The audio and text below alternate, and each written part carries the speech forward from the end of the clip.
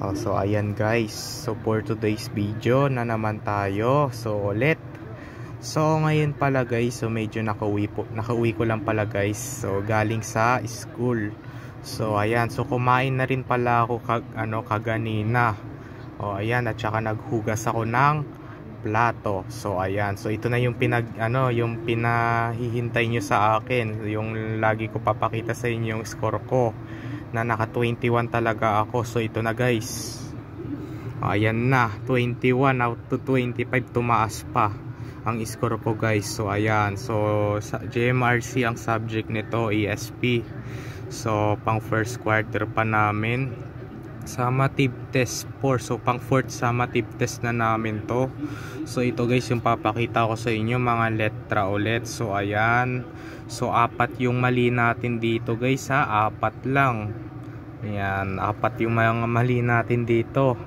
So ito pa guys, so ang sinasagot namin dito sa sa 11 to 20 wasto at saka diwasto. So ayan. Tsaka ang sinasagot namin ulit dito, puro check din. So ganun din, nung nakakuha ko ng 24 out to 30, ganun din, puro check din ha. Pero magkapareho na no. Yan, so nakakuha tayo ng 21 over 25 dito sa GMRC or ESP. So ayan, tumaas pa. Ito na yung pinaghihintay ko sa inyo guys. Ayan na, tumaas na, 21 out to 25 guys. So ayan, check guys, apat lang mali natin. So bilangin natin yung mistake, 1, 2, 3, 4. So apat lang. So yung mga check natin 21, tumaas pa. Galing ko no. So sinagot pa namin yan nung August 20, 2025 Wednesday. So ganun din dito. So meron pa ako sa inyong papakita dito. So dito naman tayo guys sa sa math. So dito naman tayo sa math guys. So ayan, so dito rin sa math guys ay nakakuha rin ako dito ng 21. So hala guys, ganun din yung sa GMRC, pareho. Pareho yung nakuha kong score na 21 dito sa sa ESP at saka GMRC. Yan, ESP at saka math. So ayan, so ito guys ay pang math first quarter din, pang fourth summative test na rin namin yan. So ayan, sinagot pa namin yan nung August 20 din, 2025 Wednesday. So nakakuha na naman tayo ng 21. So apat lang yung mali natin guys. So ito ulit yung mga sinasagot namin, mga letra. So ayan, mga letra guys. So ito ang gagawin kasi natin guys kung bakit mali yung yung kaklasmate ko mag-check niyan. So ito kasi, so sa number 1 tama. Okay, tama ako sa number 1 guys. So sa number 2, pero nimalian ako sa number 2, pero letter C naman din yung sagot dito eh. So kasi basahin nga natin sa number 2 guys. Basahin natin, what is the place value of the digit 4 in the number 346,987. So ano daw yung tinutukoy? Kasi itong 4 kasi tinutukoy yan.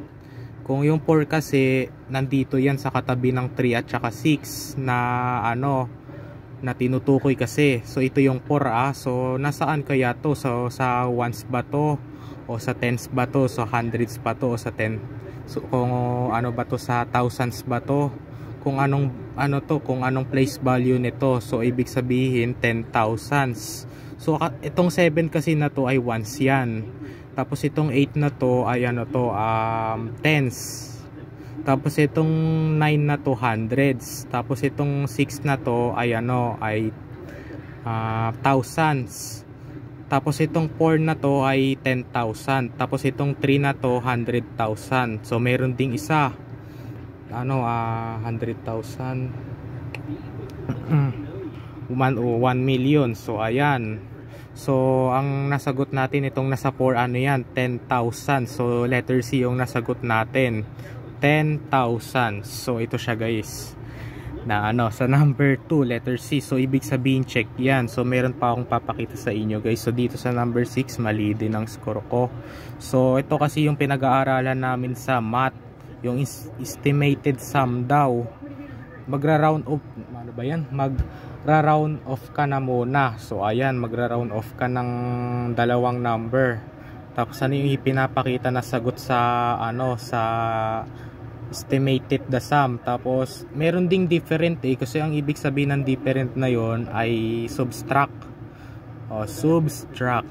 Tapos ang ibig sabihin ng ano, sum, ano, mag-a-add ka, addition. So mag-a-add ka nun. So ito yung mga sinasagot namin, mga letra. So ayan. Okay, so medyo dito sa number 17 kasi guys ay tinama ako. So kasi yun pala mali. So kasi ayan no, nimalian ko na lang yun na sa number 17. So ayan, pati meron pa dito nimalian din ako. Pero tinama rin ako dito sa 21 at saka 25. Ibig sabihin mali na lang din. So ayan. So ang sinasagot namin dito ay yung mga letra.